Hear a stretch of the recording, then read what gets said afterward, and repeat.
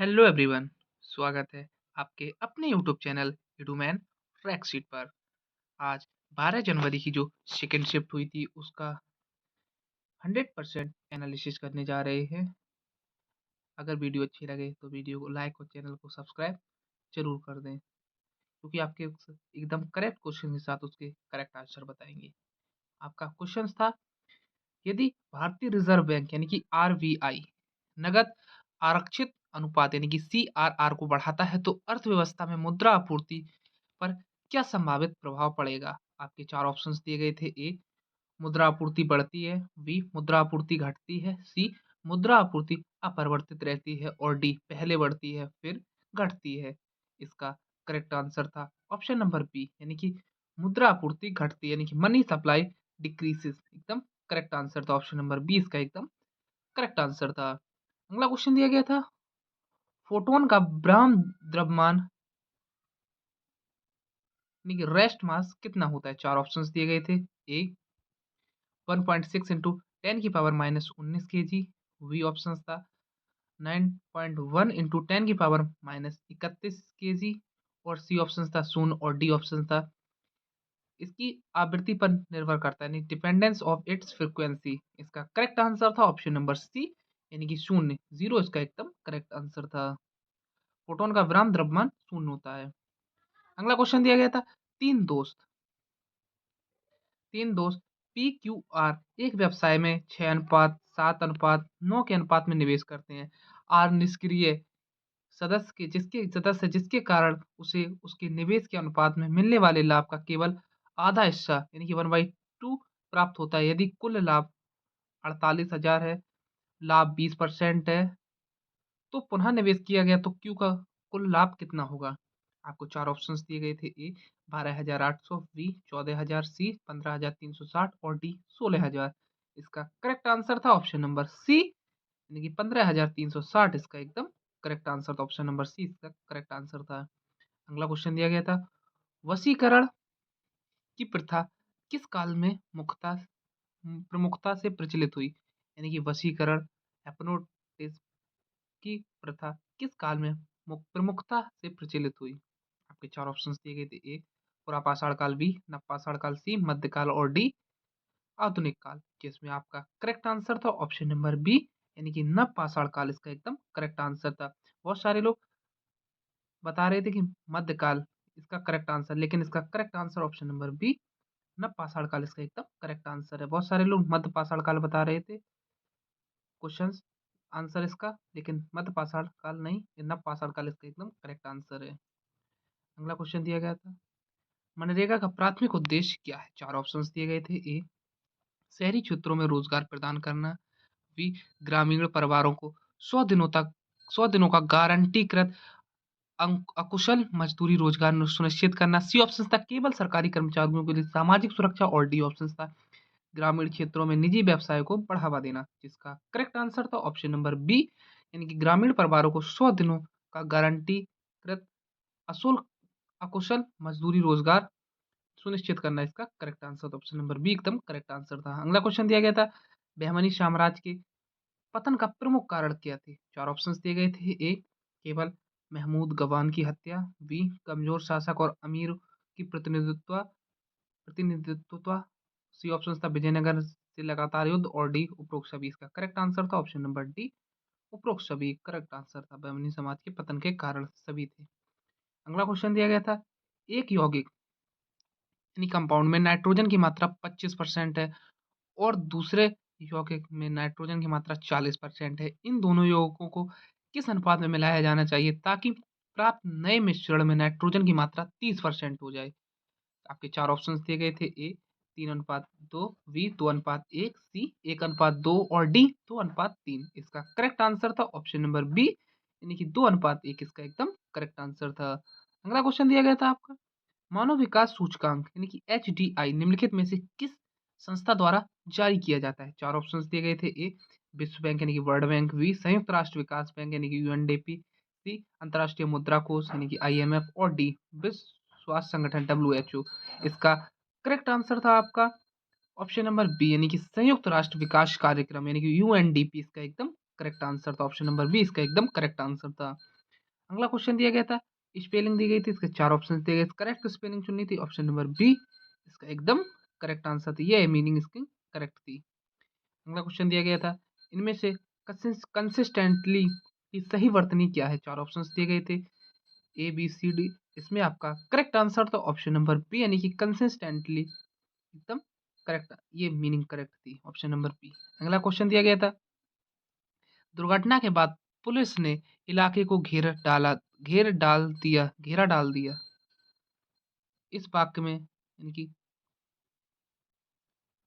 Coordinated of की जगह कौन सा शब्द इस्तेमाल किया जा सकता है? 4 ऑप्शंस दिए थे, ए ओपन यानी कि खोला, बी बैरिकेटेड यानी कि रुकावट की घेरा डाला, सी ऑप्शन था इनवाइटेड और डी ऑप्शन था अलाउड यानी कि अनुमति देना। इसमें आपका करेक्ट आंसर था बैरिकेटेड यानी कि ऑप्शन नंबर बी एकदम करेक्ट आंसर था, यानी कि रुकावट पैदा की यानी घेरा डाला, बैरिकेटेड इसका एकदम करेक्ट आंसर था।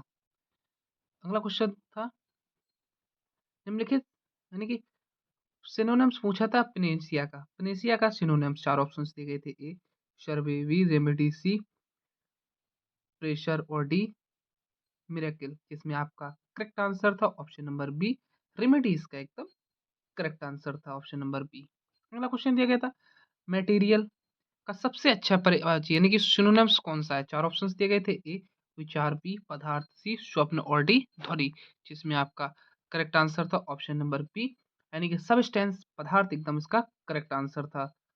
ए ऑप्शन था थॉट, बी ऑप्शन था सबस्टेंस, सी ड्रीम और डी साउंड, जिसमें आपका करेक्ट आंसर था ऑप्शन नंबर बी सबस्टेंस एकदम करेक्ट आंसर था। अगला क्वेश्चन दिया गया था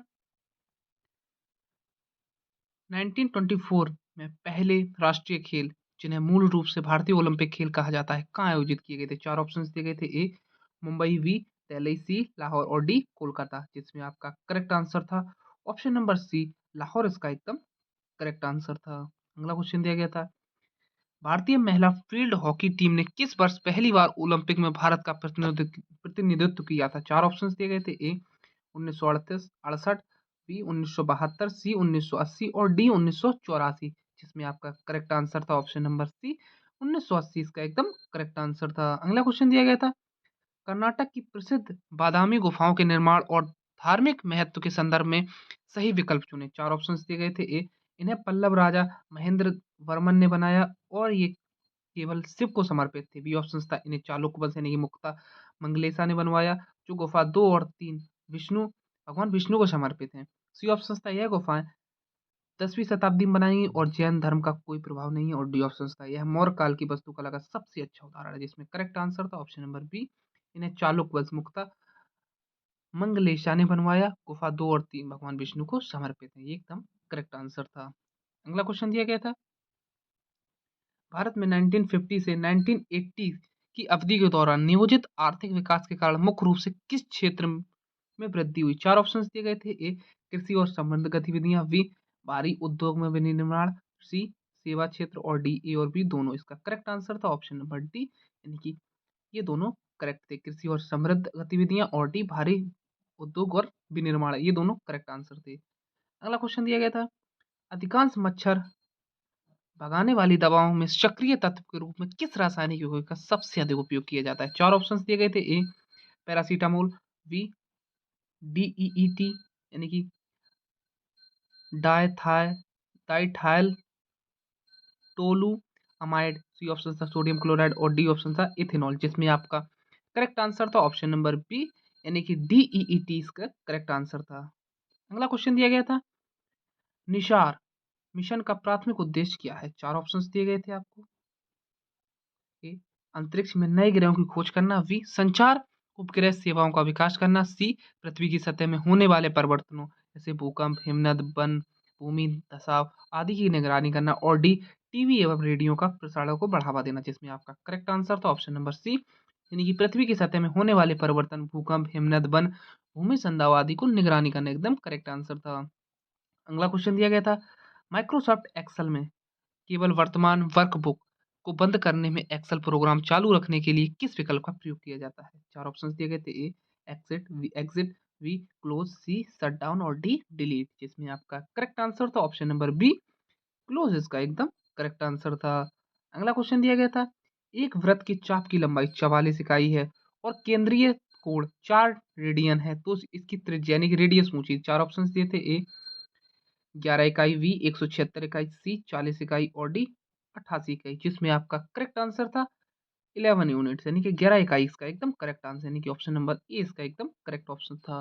अगला क्वेश्चन दिया गया था, रीजनिंग से था, दी गई श्रृंखला में प्रश्नवाचक चिन्ह के स्थान पर कौन सी संख्या आएगी। आपके चार ऑप्शंस दिए गए थे, ए 3101, बी 3201, सी 3205 और डी 3199, जिसमें आपका करेक्ट आंसर था ऑप्शन नंबर बी यानी कि 3201 इसका एकदम करेक्ट आंसर था। यानी कि 1 × 7 + 2 दो हो रहे थे, तो एक 7 एकम 7 और दो 9, अब 9 में गुणा एक, नहीं, हाँ, 9 में गुणा 7 + 2 यानी कि 9 7 63 और 2 65।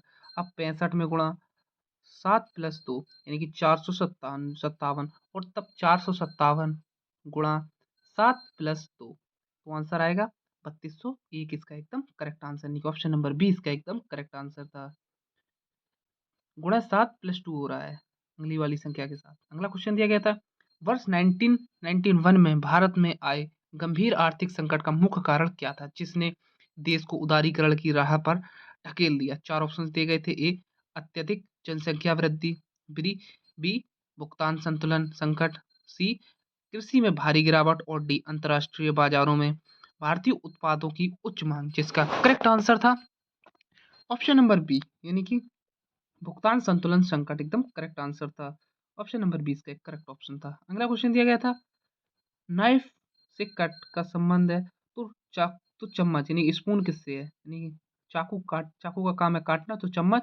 चार ऑप्शन दिए थे, ए ड्रिंक यानी कि पीना, बी रीड यानी कि पढ़ना, सी स्कूप करना यानी कि ईट खाना, सी ऑप्शन डी ऑप्शन था स्लीप यानी कि सोना। आपका करेक्ट आंसर था ऑप्शन नंबर सी स्कूप इसका एकदम करेक्ट आंसर था। अगला क्वेश्चन दिया गया था, अल्फाबेट इंक और उसकी सहायक कंपनी गूगल में के वर्तमान मुख्य कार्यकारी अधिकारी यानी कि सीईओ कौन है। आपके चार ऑप्शन दिए थे, A Satya Nadella, B Tim Cook, C Sundar Pichai और डी इंदिरा नूई, इसमें आपका करेक्ट आंसर था ऑप्शन नंबर सी यानी कि सुंदर पिचाई इसका एकदम करेक्ट आंसर था, जो एक भारतीय है। अगला क्वेश्चन दिया था, निंदात्मक तो या कट्टू यानी कि के लिए सही स्पेलिंग कौन सी है। आपके चार ऑप्शंस दिए गए थे, जिसमें आपका करेक्ट आंसर था ऑप्शन नंबर ए इसका एकदम करेक्ट आंसर था। अगला क्वेश्चन दिया गया था, एंटोनिम्स पूछा था एसोटेट का, जिसके आपके चार ऑप्शंस दिए थे, पहला स्टूपिड, ए नंबर स्टूपिड, बी टेम्परेरी, सी इलीगल और डी डिस्पोज, जिसमें आपका करेक्ट आंसर था ऑप्शन नंबर ए स्टूपिड इसका एकदम करेक्ट आंसर था, ऑप्शन नंबर ए इसका करेक्ट ऑप्शन था। अगला क्वेश्चन दिया गया था, choose the word that is the closest synonyms of preliminary,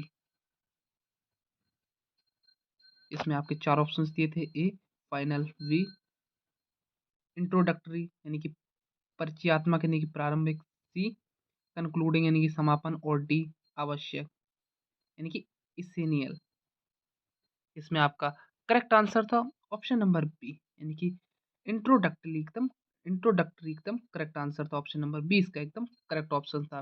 preliminary का एकदम ऑप्शन नंबर बी इसका करेक्ट ऑप्शन था।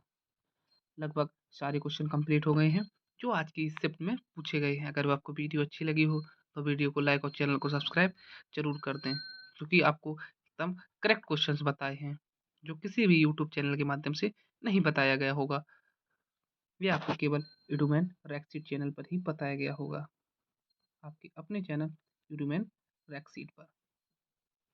वीडियो को लाइक और चैनल को सब्सक्राइब कर दें। Thank you.